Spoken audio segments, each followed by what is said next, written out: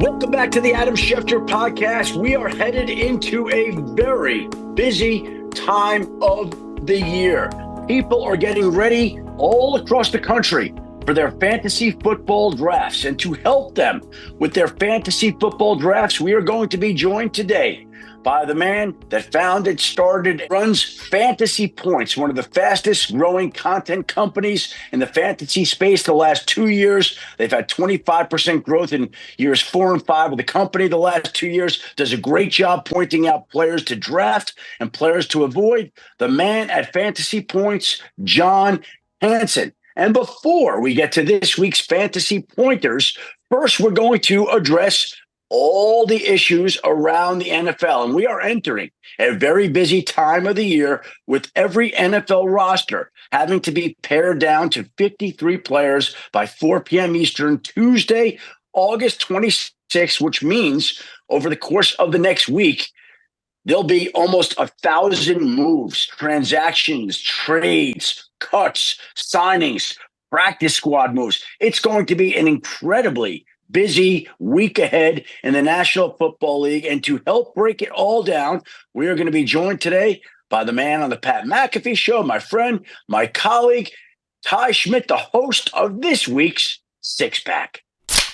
Appreciate you, Schefty. Thank you very much. Listen, I know everyone says preseason. Hey, we only got a week left. We're almost there. I feel like for you, though, like this might as well be playoffs. You're probably going to be on your phone constantly over the next, week and a half or so. I do feel like we're starting to get kind of a clearer picture of some of those final rosters, but like you mentioned, we still got a bunch of stuff to talk about leading into that week 1 kickoff on Thursday night. With that in mind, Schefty, let's get right into topic number 1 of this week's Six Pack. We got one week left of the preseason, and we got a bunch of news coming out about different players and everything. What does that mean? Are we going to see a bunch of trades? You kind of just, hinted at it in the open there.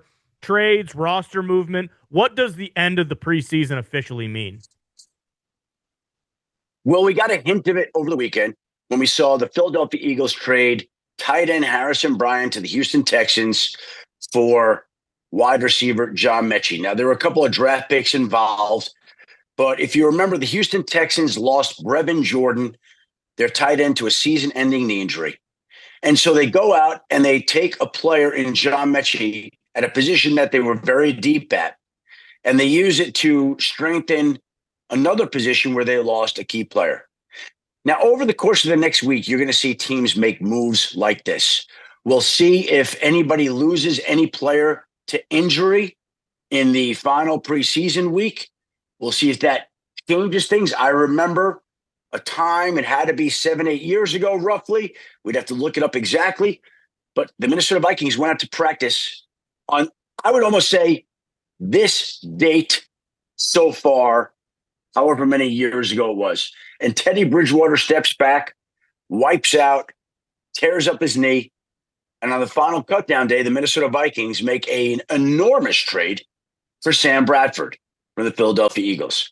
So there are always things that happen that change the dynamics of roster cuts, but at its very least, every NFL team is looking to round out its roster and fill in certain blanks. Now, Teddy Bridgewater, I mentioned, was August 30th when he went down in practice. I'll never forget that day. I was going to a doctor's appointment. I was walking in, and as I walked in, I got a text that Teddy Bridgewater was hurt badly, and we saw where that wound up going with the trade for Sam Bradford. You're going to see teams make these moves. We mentioned the Eagles-Texans trade. How about in Washington? On Monday night, Brian Robinson doesn't play. Now, here's what's going on. I know people are interpreting that as a sign that they love Bill Krosky-Merritt, their rookie running back, and they have Austin Eckler and Chris Rodriguez and Jerry McNichols. The fact of the matter is Brian Robinson doesn't really fit their system. He's a back that needs to run out of the I formation, not shotgun. He needs to be an offense. He needs to be on an offense that doesn't utilize RPOs. And he needs to be a running back that gets the ball often. And in that offense, it just doesn't happen that way. So it's best off that he's allowed to thrive somewhere else. So the Commanders will wind up moving on from him. They'll look to trade him. And we're taping this early Tuesday morning. I would imagine within the next week, maybe sooner, he's going to have a new home. And there'll be other moves like that because every team has strengths in certain areas and weaknesses in others. And every team is looking to upgrade at spots where they need help. And they're going to have to unload players that they're deep at a certain position. So you're going to see a ton of moves. And by the way, if we just do the math, every team is basically at 90 players, right? So they've got to get down to 53. So 27 times 32 on its surface is 864 moves right there. And then teams will bring back a bunch of players to practice squad and they'll make other moves and they'll claim players on waivers. And it's just a crazy week. To me, it's probably one of the single busiest times, but it's not with wildly significant moves that fans recognize. They're incredibly important to these players. There are players that have worked their whole life to put themselves into these positions to try to make an NFL roster, to keep on an NFL roster. This is the job they want. To them, it means everything. From a fan standpoint, it's teams rounding out their roster. We have an idea of who these players are going to be. We know how it's going to work, but it is an incredibly busy day in terms of all the transactions that will take place next Monday and Tuesday leading into the final cutdown day.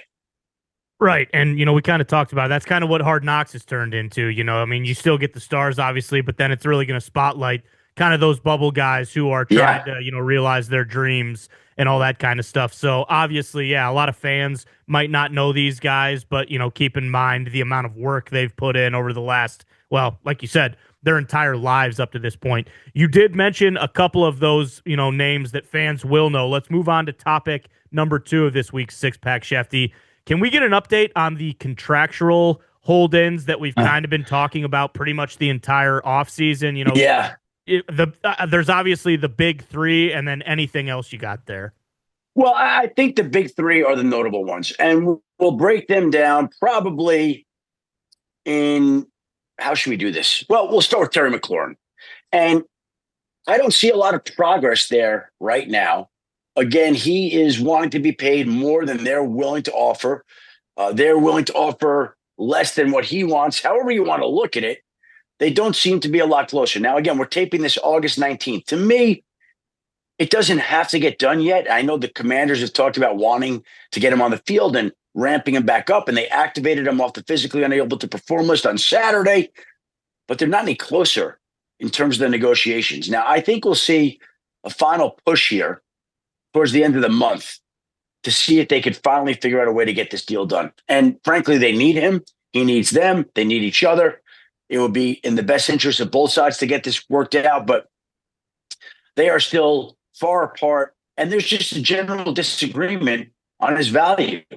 I think he views himself as a wide receiver in roughly the mid-30s, and they view him as a receiver probably in the mid to high 20s. As for Trey Hendrickson, they basically have agreement on the length of the contract, the value of the contract, the average per year on the contract, but not the guarantee money. And that's everything in this deal. And they are a ways apart. And the Bengals haven't moved an inch off their offer of the guaranteed money, even when Trey Hendrickson got back and ended his holdout and started his hold-in. No progress whatsoever there. They're at an impasse.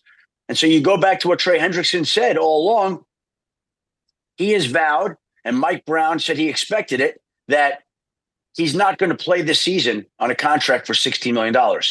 So in the next couple of weeks here, if they can't figure out a way to get this done, you have to wonder how Trey Hendrickson is going to handle this. Again, having spoken to him many times, I believe Trey Hendrickson to be a man of his word. I believe he's not going to play under this contract. Now, I don't know if that means his hamstring will tighten up or his back will be spasming or whatever it will be, but he has said he's not playing. And Mike Brown, the Bengals owner, has said he doesn't expect Trey Hendrickson to play on this contract.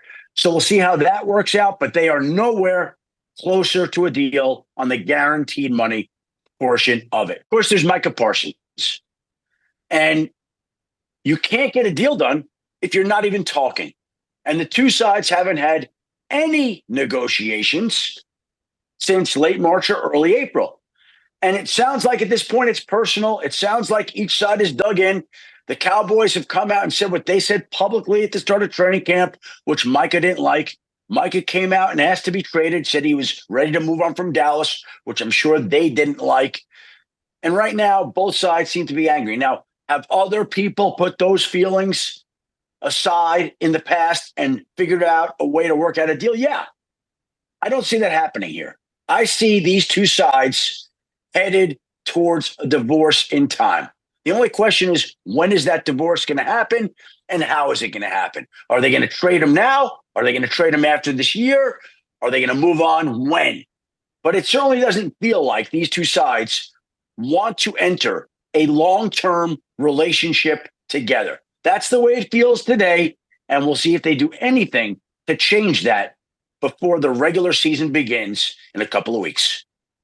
It's just crazy to think that that's the way, it's going to be. But you mentioned, I mean, the longer this has kind of dragged on, the more apparent it looks like that will be the situation.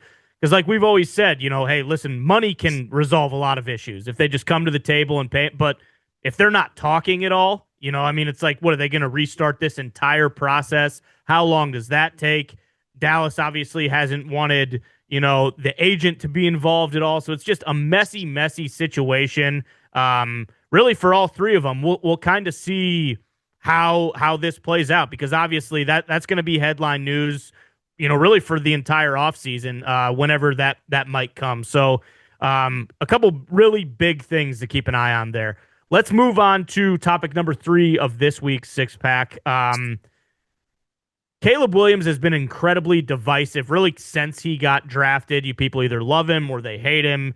The media's coverage of him, same way. If he plays good, he's a potential MVP, maybe one of the most talented players ever. If he plays bad, he's a diva, prima donna. He doesn't understand it. He looked unbelievable in his, preseason debut with Ben Johnson. What do you think that says about the growth of Caleb Williams within Ben Johnson's offense?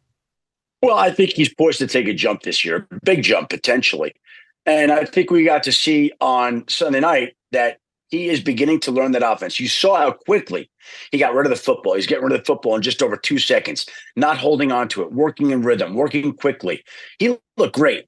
And the Bears hired Ben Johnson to make Caleb Williams into the type of quarterback that he looked like for one night in one preseason game against a vanilla Buffalo defense. I understand it's one game, and we'll see what happens when the Bears open their season on Monday Night Football against a Brian Flores defense that will be a hell of a lot more complex than the one that the Bills threw at them on Sunday night. But here's what's undeniable. If we go back and look at what Ben Johnson did the previous 3 seasons in Detroit, think about the ratio of touchdowns to punts that the Lions had. In the last 3 seasons under Ben Johnson, the Lions scored 177 touchdowns and punted 154 times. They had way more touchdowns than they had punts the last 3 years, which is why the Lions have been one of the best teams in football and why the Bears went and hired Ben Johnson. Ben Johnson this summer overloaded intentionally Caleb Williams with as much information, play calls, offense looks as he could. And we've heard at various points, Caleb Williams struggling in camp, not going to be able to pick up everything. I think everything that Ben Johnson did this summer was intentional, loading him up to see what Caleb Williams could and couldn't handle so that on opening night and opening week, he knew what he could and what he couldn't throw at him. And I think as the summer's gone on, he's gotten a better and better idea. We got a glimpse of what Caleb Williams can do. The talent is not in question. The arm is elite. The skills are elite. And now we'll get to see if Caleb Williams can operate anywhere close to Ben Johnson for what they did in Detroit the past few years. If they have a touchdown to punt ratio like that at all, the Bears are going to be going to the playoffs. Yep. They're going to be going to the playoffs. That's why they hired this guy. And it's off right now to a strong start so far. Yeah, again, only 1 week, like you mentioned, against a vanilla defense. But if you're a Bears fan, like that, you needed to see that, because he could have went out there and been 6 of 13 for 54 yards and thrown an interception, and then we're saying, here we go again. This guy can't understand the complexities of the offense. But instead, we're saying, okay, it's there. We've seen it. It's it, and now we got to see it in the regular season. But at least it's in there somewhere. If people were going to pounce on him for not showing strong on Sunday night, then they have to give the guy some flowers for looking the way he did Sunday night.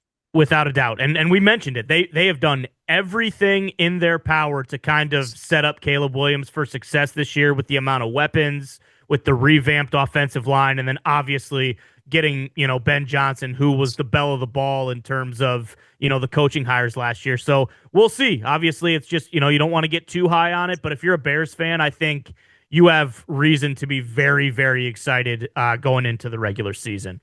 Let's move on to topic number 4 of this week's Six Pack Shefty. Yesterday, it was announced that Joe Flacco will be the Browns' starting quarterback. In your opinion, what is the most interesting part of the Browns QB battle? Well, first of all, there are a lot of things that have been interesting. Joe Flacco didn't take a snap in the preseason, not in the games, and he still was named the starter, which tells you that that's exactly how the Cleveland Browns wanted it to go all along. Joe Flacco was going to be their starter unless somebody blew their doors off or there was some sort of injury, and none of those things really happened. Look, they were never going to start Dylan Gabriel or Shedeur Sanders. It wasn't going to happen. Kenny Pickett had a hamstring injury and missed some time. So how is anybody going to beat out Joe Flacco when all that happens? And it's really not who's starting in Cleveland so much as it's who's going to be the backup in Cleveland. That is the real interesting drama. Now, for whatever it's worth, on their depth chart this week, they had Kenny Pickett listed as the backup. They had Dylan Gabriel listed number 3. They had Shedeur Sanders listed number 4. What do we read into that? I don't know. We'll see how the last preseason game goes after Shedeur Sanders couldn't play last week against the Philadelphia Eagles, and Dylan Gabriel looked pretty good at that particular point in time. And I do think, as I've said here, as I've said elsewhere, I do think in the end they're going to carry 4 quarterbacks. And I won't be surprised if they get a couple of trade inquiries on teams asking about either Kenny Pickett or one of the rookie quarterbacks. That won't surprise me here in the next week as we talk about trades and teams rounding out their rosters. But right now we know it's Flacco. We believe they'll carry 4. We believe they'll take calls. And let's see how it all plays out when they open the season against the Cincinnati Bengals with Joe Flacco back at the helm. Yeah, I think this was about the least surprising news of all time, that Flacco was going to be named the starting quarterback.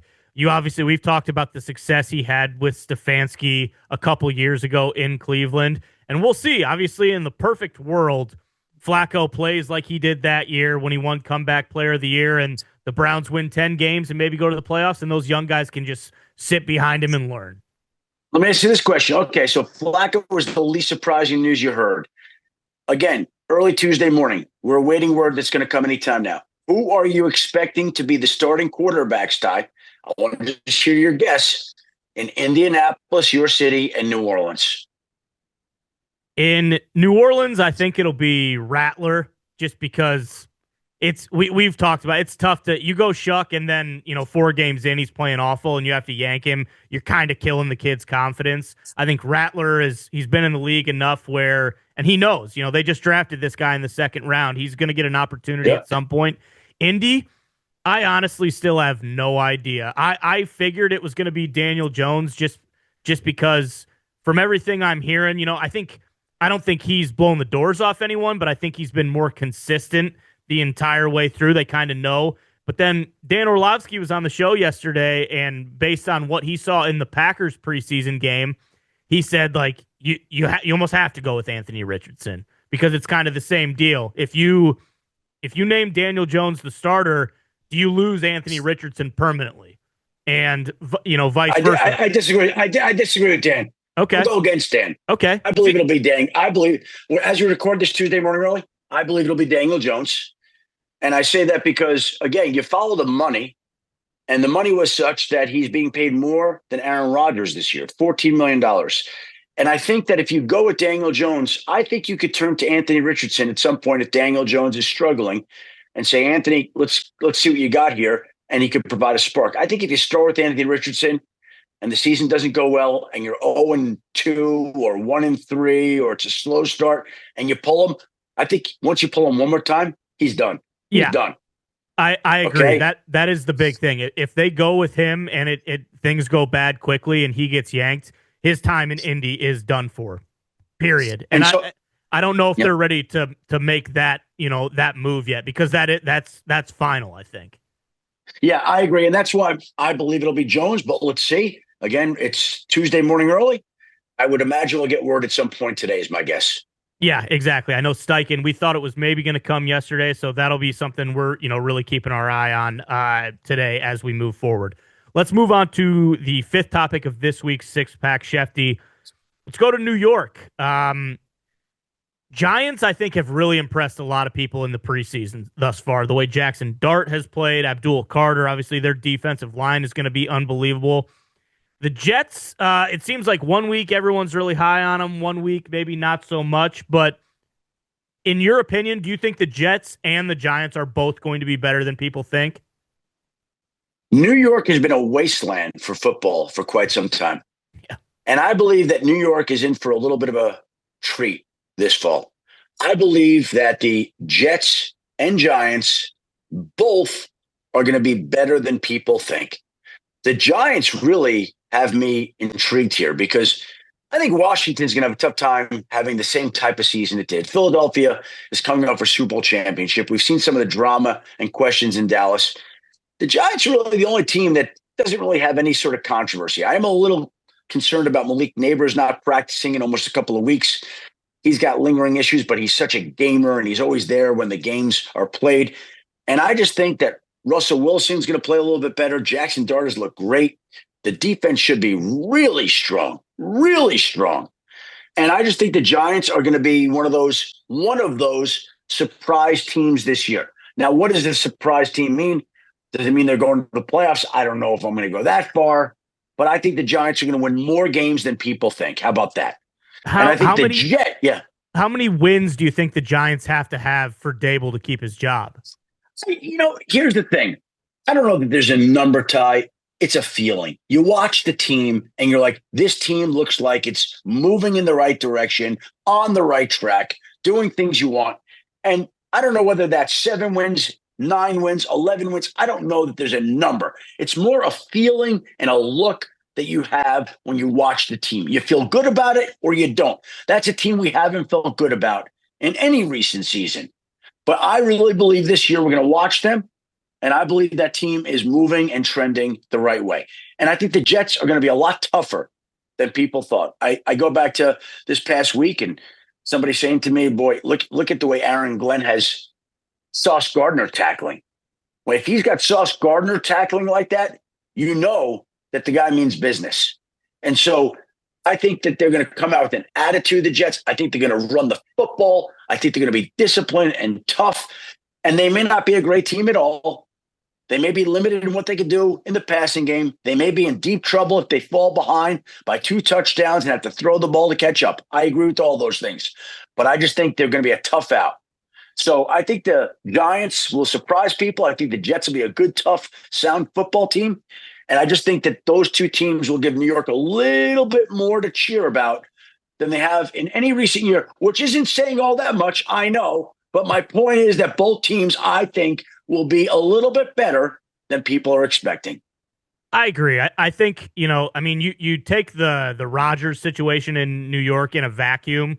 If you remove that, I think this is the first time there's been actual juice and excitement, like legitimate excitement around both those teams going into the season. Because I agree on Aaron Glenn. I think that was the biggest issue a lot of people had with Saleh is we saw how fiery he was when he was the D coordinator in San Francisco, and then he got the head coaching job, and it's almost like he got zapped of all personality. He was kind of he just wasn't the same guy. From what we've seen of Aaron Glenn already, I mean, he's chewing guys' asses out on the sideline in their first preseason game against the Packers. Like, he means business, and I think those guys will rally around that and play for him. And then, like you said, it's like every week you watch the Giants, and again, it's preseason, it's vanilla defenses and everything, but there are multiple things on both sides of the ball where you can point to and be like, you know what, that really excites me for the season. Yeah, no, they should have a great defense. But you bring up Aaron Glenn, and I brought up Ben Johnson, and you could say with any rookie coach, whether it's Liam Cohn or Pete Carroll, whoever, none of these coaches who are taking over new organizations have lost a game. Everything is great. Every one of them is on their honeymoon. Okay. Talk to me and let's see what happens when they start losing a game or two. Because that's when it gets real. That's when the fans get angry. That's when the blood pressure starts rising. That's when stress starts building. None of that has happened with any of these guys yet. And once it does, that's when things get a little bit more interesting. Yeah, exactly. And those guys in New York, they kind of live with that high blood pressure as is. So, I mean, one loss, the sky might start falling, but we'll see. I think you're right. I think the Giants and the Jets are both going to be better than people expect. So we'll keep an eye on that because we're definitely going to be talking about them all season. All right, let's move on to the sixth and final topic of this week's six pack.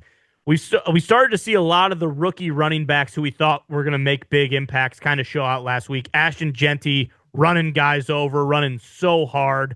Travion Henderson continues to impress in New England, and R.J. Harvey scored as well. What do you make of all three of those guys, kind of the rookies in general, and how big of an impact do you think those guys are going to have for their teams this year? Well, Ty, if we go back to the draft, everybody said that the strongest position in the 2025 draft was running back. And we've seen running backs devalued, de-emphasized, whatever you want to call it. But then last year, we saw a little bit of return of the importance of the position. Saquon Barkley went to Philadelphia and exploded. Derrick Henry went to Baltimore and exploded. Josh Jacobs went to Green Bay and took off. And we saw what those backs and their arrivals meant to those particular teams. The Eagles won a Super Bowl. The Ravens were as good as any team in football before they lost in the postseason. I think we may get a similar trend this year with all these rookie running backs. I think all these rookie running backs are going to provide a real jolt for their teams. We watched Ashton Genty run against the 49ers. Man, that guy's a beast, running over people in an offense that's going to feature the run game with Pete Carroll. You know that's going to happen. Travion Henderson's just made a couple of plays, but he's looked so explosive in doing that. You mentioned R.J. Harvey in Denver. The Broncos have a whole slew of backs, but R.J. Harvey is going to distinguish himself and be one of those that I think that they use quite a bit. And then even Monday Night Football. I happened to be in Washington on Saturday with the Commanders. I had a chance to talk to the aforementioned Ja'Cory Krosky-Merritt, who I found out prefers to be called Bill Krosky-Merritt in deference to a little Bill character from a movie where his friends call him. And I said to him, I go, Ja'Cory, Bill, do you want me to say something? Because if I say that you want to be called Bill, you're probably going to be called Bill quite a bit here. Like if we introduce this into the social media fantasy football world we're living in, you're going to be Bill. And he's like, I prefer Bill. Now, I still think people are going to call him Ja'Cory, but when people are doing their fantasy drafts coming up here, Bill Krosky-Merritt is going to be a popular selection. And it's going to become more popular if and when the Commanders do, in fact, move on officially from Brian Robinson. So they're going to have Bill Krosky-Merritt and Austin Eckler and Chris Rodriguez and Jerry McNichols and some of these backs. But there are rookie running backs poised to make a mark all across the league. Jaden Blue in Dallas has had a bad ankle. We haven't had the opportunity to really see him yet. Cam Scatterbo has had a quad injury with the Giants. We haven't really had the opportunity to see him yet. Caleb Johnson in Pittsburgh has looked strong in the preseason.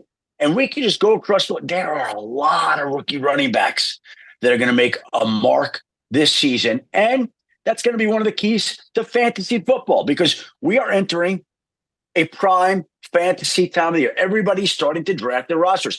One of the things I love doing here, Ty, is at this time I like to transition from information and insights to a little bit of fantasy knowledge. So last week we had on Field Yates. This week we're going to have on John Hansen from Fantasy Points.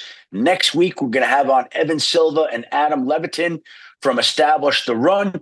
And that way we have all these different fantasy perspectives for people about to do their fantasy drafts. And I got to tell you something. My fantasy drafts are Wednesday, September 3rd. That is truly one of my single most favorite days of the year. The countdown is on. I can't wait. I know other people have their drafts. And that's why this week we reached out to the man at Fantasy Points, fantasypoints.com, John Hansen for advice on how people should be conducting their fantasy football drafts. John Hansen. John, it is your time of year. How are we feeling? Feeling good. I've been looking at everything for months and months, really homing in on all the entire landscape, if you will. And through 3 weeks of training camp, I actually haven't had to adjust much. So my takes are sticking. So I'm feeling pretty good. Why is that the case, that you feel like the information's been solid, your rankings are holding? What do we attribute that to, John? Probably 31 years of experience, perhaps. I mean, if you do something for that long, you better be pretty good at it. It's a difficult situation, dealing with so many different moving parts with all these players and these teams and everything involved. But I think the answer is I have never been pickier about which players I'm backing. So if I see a flaw or blemish, I'm like, nope, not backing that person. So I think I'm very, very picky, very discerning with my picks. And I think that probably helps. So give us some players you're backing this year that you feel strongly about as people get ready for their fantasy football drafts across the country. Well, as I mentioned, I'll come right out as I sent you an email. Yep. I'm a lifelong Minnesota Vikings fan. And this is actually, not to date myself, but, we get to be our age. We don't care anymore. This is my 50th season rooting for the Minnesota Vikings. And, I'm personal friends with Fran Tarkenton. I did a radio show with him for 2 years. I stated when they drafted JJ McCarthy, your guy, come on now. Love JJ. Great guy, John. Great guy. Great. I stated at the time, I'm like, I think this is the best quarterback they've drafted since Fran Tarkenton. So I am very high on the Vikings. Obviously, we saw what happened last year with Sammy Darnold coming out of nowhere. But yeah, the offensive line is phenomenal. This is the best environment the Vikings, I believe, have had perhaps ever. Wow. Because they lost Super Bowls to, let's exclude the first one with Joe Cap, Joe No Cap. Yeah. They lost to Don Shula, Chuck Noll, and John Madden. This year, my prediction is they face Sean McDermott in the Super Bowl. Vikings Bills. No offense. Yeah, somebody's got to win bowl. So we'll see if we get there. But very high on the Vikings. I love JJ as a pick. I think it could be a little slow going. I think they're going to come out, run the ball, but man, he's looked good. I think he's excellent. I love Hawkinson as an elite tight end who's going to be the sneaky guy. Like everyone's paying up for Brock Bowers and Trey McBride and Kittle, but I think Hawkinson could potentially hang with those guys. I like Jordan Mason as a decent RB4 because I think they're going to run the ball a lot with Mason right out of the gate because you're not going to overexpose Aaron Jones. So very high on the Vikings. You know me, I love young ascending players. I'm always trying to catch that career year. There's always some exceptions. Like I love Calvin Ridley.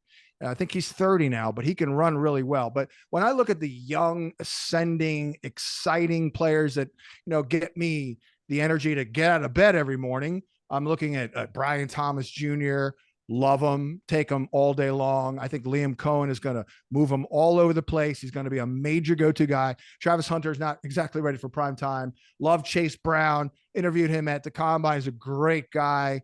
This is the type of guys you want to back, his twin brother and all that. Great story. My favorite interview, perhaps, Adam, of all time at the Combine. I've been fortunate enough to interview hundreds of players.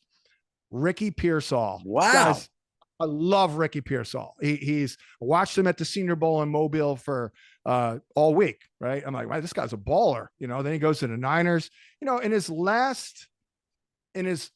it's only 2 games, but down the stretch, 2 games, he was like a wide receiver 6 in scoring. He was absolutely balling. Love the rookies, of course. I think Amari Hampton is going to be good, but I love Travion Henderson is blowing. I've been on him for months. Jamison Williams, I think we're still going to ascend this year. I understand Ben Johnson is gone. But those are some of the highlights in terms of the young ascending players I'm really interested in. Jackson Smith and Jigba, I know they're going to be low octane, sorry. But he's going to be a major go-to guy. But I do like some veterans that we can get into that I think players that are discounted a little bit. Jordan Love, I was very high on last year. It really didn't work out. But here, how about this, Adam? You may not realize this. In a disastrous season last year, in which he was playing hurt for most of the year, he actually still increased his YPA from 7.2 to 8.0. He actually increased his touchdown percentage as well. His rushing production from the year before dropped 70%. He even said it last week. He's like, look, I wasn't running that much. I'm going to run a little bit more. They draft Matthew Golden. He might not be able to handle the physicality of the NFL right away, but he's a really interesting player. A lot of upside there. Good offense, balance. I believe in Love. So yeah, plenty of players I'm very high on this year. Jordan Love probably wasn't running much because of that knee injury that he sustained against the Eagles in the first week that he probably was battling all year. And now he is probably not going to play again the remainder of the preseason with that ligament issue in his thumb that they operated on to get it right so that it wouldn't be an issue during the regular season. I noticed you mentioned Omarion Hampton, rookie running back from the Chargers. You mentioned the rookie running back Travion Hendrickson from the Patriots. You did not mention Ashton Genty, the rookie running back from the Raiders. Where are we on Ashton Genty, John? I think he looks like, certainly a transcendent talent, the type of player that I'm certainly all over. He is a little pricey here. Look, he's going to get the ball. I think we're wondering about his role in the passing game. I guess I'm below the markets on Genty. I only have him at 16 overall. His ADP is right around 12 overall. So I might not get him in a lot of my drafts. I am more so, if we can even talk about, game theory a little bit. Last year, I was pretty into the running backs, believe it or not. And again, where I'm an old school guy. So of course, running back was, that was hip in the 80s. But last year I felt like, I think this is a good year to invest heavily at running back or more heavily than we have. We've been very wide receiver centric, and I think that worked out. We saw the running games do very well. However, I think I'm ready to pivot back to the wide. In fact, I know I'm ready to pivot over to the wide receivers. It's a little top heavy there at wide receiver. So once you get past that first tier, I think there is a drop off, plenty of depth, but I kind of like the running back talent spread out throughout the draft. You mentioned Travion Henderson. You can get him into 6th round, 5th round. That's a pretty good player, impact player to get at that point. So you're going to feel maybe a little dumb if you're loaded up on running backs. Oh, look, I could have had Travion Henderson in the 5th or 6th round. So I think I'm in on the wide receivers, because once the elite of the wide receivers are gone, Adam, that's it. It's just a bunch of guys. They all look the same. There's a lot of them, which I do believe the waiver wire will be very busy this year. I do believe that as well. Very, very deep player pool here, Adam. I'm in 2 leagues, John, and the one thing that I always notice, and it happens every year, is you're talking about it being top heavy at wide receiver, and I agree. There are some great wide receiver targets, literally, that you'd love to have on your roster. If you decide to go heavy at wide receiver early on and invest in that position like you're talking about doing in your game theory this year, just like you went heavy at running back at the top of the draft last year. The one thing I've noticed in my drafts always is that the running backs always fly off the board. So you go to pick, and all of a sudden you're trying to get running backs, and if you follow your game theory that you're talking about right here and go heavy wide receiver, where are you coming in later? Again, Travion Henderson, he went 40 in the ESPN mock fantasy football draft that we did on air. In the marathon, 40. So now, again, I'm making this up. That's higher than he's been anywhere. Let's say you do that, and you're planning to get some of these guys, and let's just say Travion Henderson goes 40, and you miss out on him. Where are you in that 3rd tier of running backs, so to speak? What do you do then to address that position? Now, are you talking about the ESPN War Room 16-team league? No. That draft we hold the night before the season begins. This is an on-air fantasy marathon 10-team league, And just he happened to go 40 in that draft for whatever. That's as high as I've seen him go. I'm not saying he won't prove it, but again, if you're going heavy wide receiver and banking on getting some of these other running backs, my question to you is, what happens if you miss out on a couple of these guys that you were going to use as your centerpiece running backs? First of all, 10-team league, that does change things a little bit. In a 10-team league, everyone's going to kind of be loaded. I don't even want to talk about 10-team leagues. That, to me, that's simple stuff, okay? Like our ESPN league is a 16-team league, and when you draft a running back and he suffers some knee injury that he's going to be out for a month or so, your season's done. Like you go to the wire and you're hoping that Tom Rathman is available, okay? Like that's what it's like in a 16-team league. Yeah, well, I think your frustration with the 10-team league, I think this is an overcorrection with the 16-team league. You go from one extreme to the other, but yeah, no, I hear you. It's very hardcore. But to answer your question, look, I am about balance too, so I'm not ignoring the running back position. You got to plan it out as best as you can based on your league history and all that, and how you feel, the vibes or whatever. I do want to get at least one quote unquote anchor running back. Right. So if I'm you. And, right. I'm at the, I want to get, let's say I have an earlier pick, like I can get Justin Jefferson at 3 overall. When I come back, probably no Jonathan Taylor, probably, but that's a possibility. He's RB10 off the board.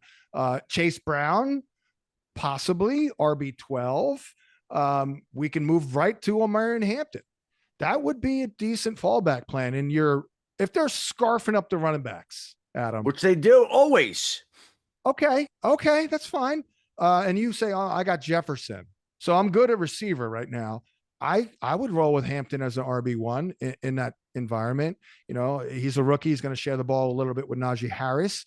But let's be honest here. It's Greg Roman and Jim Harbaugh, and the cream will rise to the top. And he's talented and versatile. We can look at the aforementioned Travion Henderson, RJ Harvey, maybe overpay a little bit for those. But there are also veteran guys who are very discounted right now, and they're good at football. Like Aaron Jones, 4.5 yards a carry last year. They've upgraded the offensive line. The interior of the line of Minnesota has been bad for a decade.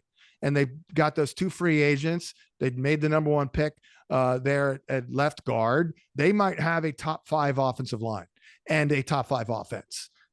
Speaking of offensive lines, how can you not like what the Tennessee Titans have done for, their offense, basically, for Cam Ward and their running game? Their offensive line has got, 3 number 1 picks now on the line? So Tony Pollard, RB28. I mean, that's a bell cow. Right. You're right. And Tajay Spears is also hurt, and I love Tajay Spears as a general statement, but unfortunately, he's got some durability problems. Then you move on to, and then we got to move down the tier a little bit. But, I like Jaylen Warren. What are your thoughts there? Like him too. A veteran in an Arthur Smith offense.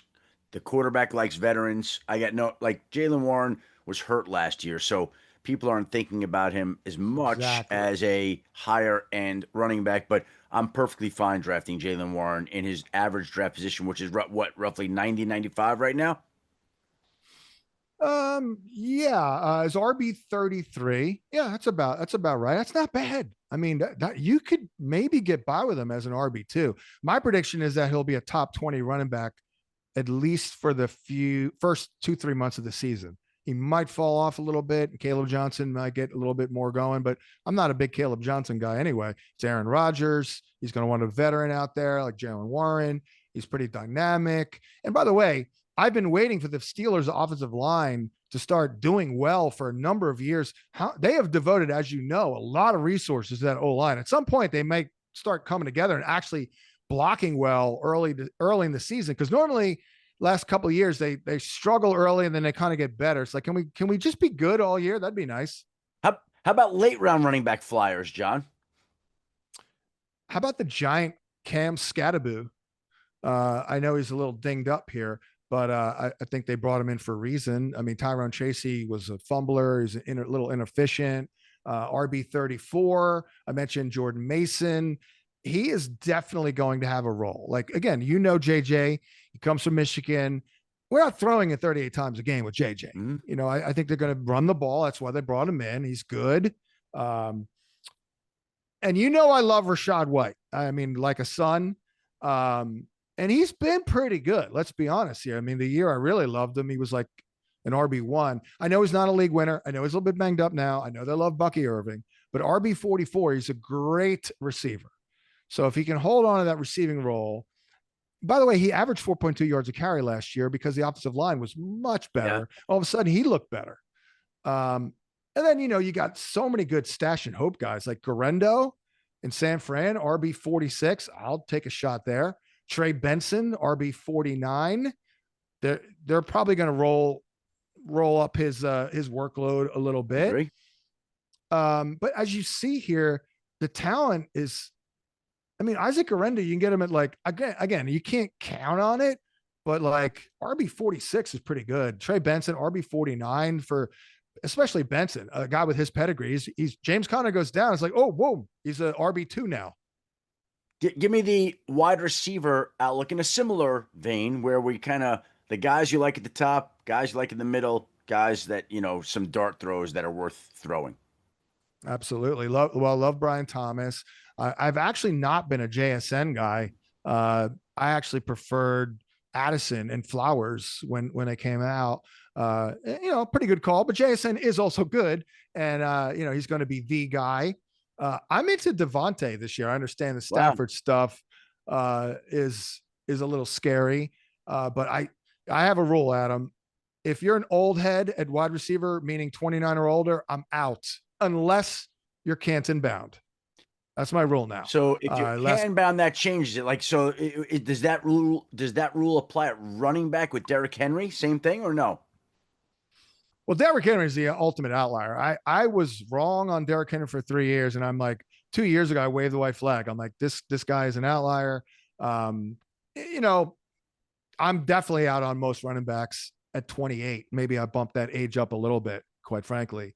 But, it's funny because like I said this about Keenan Allen last year. I'm like, no, you know what? I'm out on Keenan Allen. I think he's a borderline Hall of Famer. He's not a clear Hall of Famer to me. So no, and he was good, but then he didn't have a great year. Tyreek Hill, kind of borderline.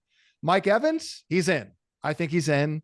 So I'm still okay with him. So that's a tough criteria, but hey, we're here to win. So we don't like to lose by drafting old guys. So I got to ask you this though. Good. Because here's the number one question I have in terms of like, what's one thing on my mind? And it's Rashee Rice. So when are we going to get the word? What do we expect? I know everyone's saying 3 to 6, but I just think that Rashee Rice was so good last year. I think people forget through week 3, Adam, he was wide receiver 2 in scoring behind Malik Neighbors. I feel like they are fed up with this stagnant offense. And if their offensive line can protect, I think they're going to sling it this year because they got Hollywood Brown, who's I thought was very good. Xavier Worthy, that experiment went pretty well. And Rice. And now you're not relying on Kelsey as your go-to guy. Now he's maybe even your 3rd or 4th option. I'm really into it, but if Rice is going to be suspended for 6 games, that's a problem. John, it's amazing to me that the Rashee Rice situation has not generated more conversation. And I think part of it is that the league and the NFLPA is still going over it, and they're trying to figure out exactly how much discipline is warranted, when it would be handed down. And the NFLPA has had a lot of issues this summer, as everybody knows, which I think has probably slowed the process some on Rashee Rice. My understanding is initially the NFL would have liked to suspend Rashee Rice for 8 games. Wow. 8 games.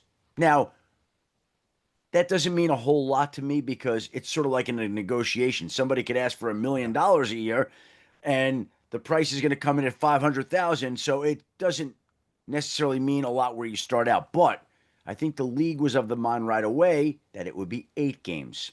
And I think if we look at the collective bargaining agreement, the baseline suspension for a personal conduct policy violation is 6 games. And I'm sure Rashee Rice would probably like it to be 3 or 4 games. So if we have the league at 8 and the player, let's just say, willing to take 4 and the baseline 6, where do you think it's going to come out, especially when the PA is sifting through its issues and the league wants to exercise its power? Where do you think it's going to come in? Because that's where it's been this summer. Well, you threw a little bit of a curveball there in terms of the league wanting to exercise its power. If that's what they want, then they might push through a 6. If I'm guessing, I'm going to guess 4. I'm going to guess 4. I'm going to guess more. Okay, that's not great. Well, I want to emphasize this. I don't know this, but I'm going to say if the league starts out at 8 and the baseline 6, and the player's willing to take 3 or 4, I'm going to guess it comes in probably closer to 6 than 3, maybe 4, Okay, possibly 5. I think 6 is the most logical scenario, but again, this has to be figured out and discussed and negotiated and agreed upon, and it's not. There's still a lot of work to be done. And Adam, the reason I bring it up is, where would Rashee Rice be on everyone's board if this was non-existent, if this did not exist? Top 25 pick, maybe top 20. I might go 15. Okay. I might go like top 15. And that's how good he was. Okay. So let's say he's suspended, hypothetically, 6 games. See, the problem with that is it's not only is it 6 games, but he's sitting on your bench taking up a roster spot for 6 games, right? Yeah, but you're not taking a 0, right? Maybe you can, draft Hollywood Brown, right? He'll be active. I thought he clicked pretty well with Mahomes. He's hurt now. And by the way, yeah, but he's also dirt cheap. Yep. I mean, he is going off the board now like 140 overall. I know durability at this point, thy name is not Hollywood Brown, but he did look very good last year. Yeah. Well, actually, it's more than, it's like 180. Like, he's getting no love whatsoever. But you're not taking a 0. And at the end of the day, Adam, let's be honest, fantasy, we all love it. It's great. All that. It comes down to like 7 players a year, basically, like maybe 12, 7 to 12 needle moving, high impact players. Not easy to find them. Rashee Rice should be on that list. Listen, I agree, but now what happens if the league gets its way? Now, I don't think it'll be the 8. I don't think it'll be the maximum. Okay, my guess, again, the CBA says 6 for a personal conduct policy violation, and I know there have been other incidents that haven't been punished as stringently as 6 games, but the problem that Rashee Rice has is there was video of it. There was video of it, and it played all over all the evening news. Like, everybody's seen it. And so when you see it, and you can see what happened, and it gets the attention it did, I think the league has got to take a stand sometimes. So, again, I'm operating to the assumption it'll be minimum 4, possibly 6. Minimum 4, possibly 6. So, but again, you're not taking a 0, and it's going to be, by the way, this has got to come down before the season starts, right? We have to know before week 1 kickoff, I would think. Well, I will say this also. The talks there have been slow. They've been slow. And I don't know whether they've been slow. I don't know whether they've been slow because the PA has been going through its issues, and maybe a player like Jordan Addison was willing to sign off on the 3 games and getting it going right away. And Rashee Rice believes that he shouldn't have to serve a suspension of 6 games. That's in the baseline. So the talks go on. But it has a huge impact on the Chiefs' offense. And in the fantasy football world that we're talking about today, it is enormous because it's a great player with implications on other players in a fantasy-friendly offense, right? Yeah. Well, I can finish my look at receivers because we went into that little rabbit hole there. But again, young ascending guys, Jameson Williams. I like George Pickens. I always like George Pickens. I always like Devontae Smith, skinny Batman. I've been ahead of the markets every year. I love Devontae Smith. I know he's not incredible, but he's really good. And by the way, they're going to have to throw it more. I'm sorry. Jalen Hurts is 24 attempts a game last year. What are we in the leather helmet era? So I do believe they will have to throw it a little bit more. He might actually throw 30 balls a game. I know that's shocking, but that would help. Calvin Ridley, as I mentioned, I'm really high on Calvin Ridley. I mean, with Cam Ward being pretty polished as far as rookies go, Calvin Ridley, I've been told, people who at camp, like he still gets open constantly. Like he can still separate. We have our average separation score over at Fantasy Points. And he's good. I like Debo this year as we move down. We look at some cheaper options. Look, Cliff Kingsbury, Mr. Design Target, Mr. Screen Target, Mr. Run After the Catch. I think he pairs incredibly well with Terry McLaurin, presumably. And contract year, I just talked with Ben Standig an hour ago, formerly of The Athletic. He said he looks fine. He's making some big plays. People said he's thick, he's fat. He's a bigger guy. He's built like a running back. So a lot of motivation for Debo. He's looking for one more contract. Jacoby Myers, he's just good. He's a little boring. Doesn't get a lot of love. Mentioned Pearsall and Golden. I have a soft spot for, and people mocked me for it for a couple of years until last year was Darnell Mooney. I know he's dealing with that shoulder, but I think he might be ready for week 1. But hey, Darnell Mooney through week 12 was like a stud last year. I like Jaden Higgins. I love both of those rookie receivers for the Texans. I met them at the Senior Bowl. Great guys. I'm telling you, Jaden Higgins, Jalen Noel are outstanding young individuals. So I'm in, and they're good at football. I'm into those guys. Here's a guy. I love Josh Palmer.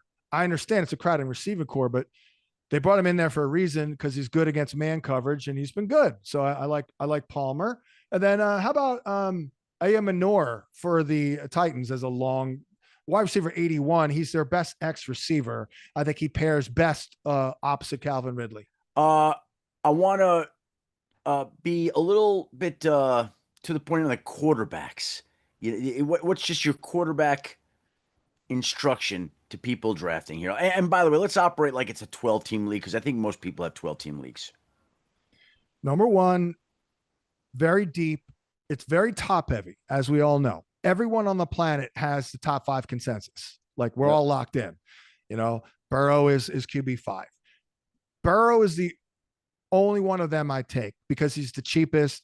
And it's only if I'm like stuck in round 4. I love Burrow. I always have from day one. And guy's great, so I will take him, but it's not the greatest in terms of ROI. I want to get that ROI. So I'm holding off. It's tough, but I do think once you get past that top 5 real quick, I mean, there's just a bunch of guys. Yep. You can make the case for 7 to 12 guys. So I'm trying to cherry pick the guys to get. Brock Purdy's one of them. Very promising schedule. He's good. I mean, look, what else does Brock Purdy have to do? By the way, 66 carries, 323 yards, and 5 rushing touchdowns last year. Hello. I mean, if Brock Purdy's a cheat code guy, look out, because we're talking 35 touchdowns, don't you think? He's looking. He's going to prove his contract this year, I believe. Yeah, love Jordan Love, as I mentioned. I mean, not love, but I'm in. Fields, I don't think he's very good at NFL football, but as we saw in the preseason opener, he put 9 fantasy points up on one drive. I know. And I think the Jets O-line, you're a Jets guy. It's the best Jets O-line on paper that they've had in a long time. Their offensive line should be excellent. So will the Vikings. So I like JJ McCarthy. I mean, again, you get a quarterback later. You get it later. I wrote in the article, not to brag or anything, but in 2000, I ranked Dante Culpepper 0 starts. 0. This is confirmed. I'll say it. I ranked him at QB3 that year. Wow. 0 starts. He had 40 touchdowns. I mean, it's not going to go that well, but I have the same level of confidence ranking JJ in my top 12 as I had ranking Culpepper at QB3, despite the fact that he never started a game in his life. And I was only behind Kurt Warner and Peyton Manning. Last thing, John, players you're avoiding, players that you have not drafted at all, that you have no exposure to, that you just won't draft because of value, not because you don't necessarily don't like them. It's because it's a value-based game. Who are some guys you haven't taken a lot of and that you don't believe in this year? Yeah, no, I have the list. I have my article and it's got everything. Saquon Barkley, how about that for a hot take? 370 plus touches. I'm not taking a 28-year-old running back. I know it's an incredible environment, but I think you're asking a lot. Like his rushing prop is like 1,500 yards. It's like, oh, so Barkley's going to average 100 yards a game in 15 games. Okay, he's never did it before last year. But yeah, okay, I understand it's a great offensive line, but I'm not doing that. I'm not taking McCaffrey. I could be wrong. Obviously, he looks pretty good this summer, but it's just not what I do. This time last year, I was telling people you're crazy to take McCaffrey at 1 or 2 or 3. Take Bijan, Kamara, Joe Mixon, old guys. Not feeling McLaurin even before the holdout. Wasn't feeling Jalen Hurts. Look, he's great. He'll be fine. I just think that you're better served waiting a little bit. Travis Hunter, I think, when they drafted him, I said immediately, I'm like, he's going to play receiver. He's going to be the number 2 receiver. I got some brushback on that, but it looks like I was correct. But, you're going to be in 2 different meeting rooms. Liam Cohen's offense is pretty intricate. It's a pretty big learning curve. Bo Nix, Baker Mayfield, they don't do much for me. I'm often wrong because boring guys get it done. But like Cortland Sutton, DK Metcalf, Evan Ingram, Jared Goff, Brian Robinson. Oh God, so boring, Adam. I can't take these guys. And then like the risky guys like Chris Godwin, Brandon Ayuk, Cooper Kupp, you could have them. I agree with you. We're aligned on a lot of those things. I mentioned fantasy points before bringing you in. Why don't you just tell us again, one more time, about where you would like people to visit and what matters to you from that standpoint, John? Go ahead. Well, fantasypoints.com. I'm very proud of it. I've assembled a team of a lot of younger guys than me. They're doing a lot of the heavy lifting. We launched a data company. I'm sure people have seen it come across their desk or their computer. We chart every play. We build tools to build analytics to get this stuff right. So going really well. We're in year number 5. We have some exciting things coming up with AI and the like. And fantasypoints.com. It should be, if you look, we all want fantasy points. Where do you get them? Fantasypoints.com. There you go. John, I will be texting and calling you for some last minute pointers and tips before I button up my picks. I had the 9th pick in a 12-team league. And then in the ESPN War Room League, I have the 13th pick in a 16-team league. So 13, 20, 45, 52, 77, 83, or 84, whatever it is. So we're going to be talking. Hopefully I can return your text as fast as you return mine. Probably not. John, thank you for the time today. Much appreciated. Good luck to you and everybody in their fantasy drafts. You got it. There is the great John Hansen. We thank him for his time. Of course, we thank Ty Schmit for leading another weekly 6-pack. Thank you to my great helpers, Rob Lorenzo, Ben Smith, and of course, Dan Stanzik, the producer of this podcast, and you, the listener, for tuning in to another Adam Schefter podcast. Please join us in this space next week when we'll be back to gather more fantasy information from Evan Silva and Adam Levitin at Establish the Run. Until then, have a great week, everybody. Be well and stay safe.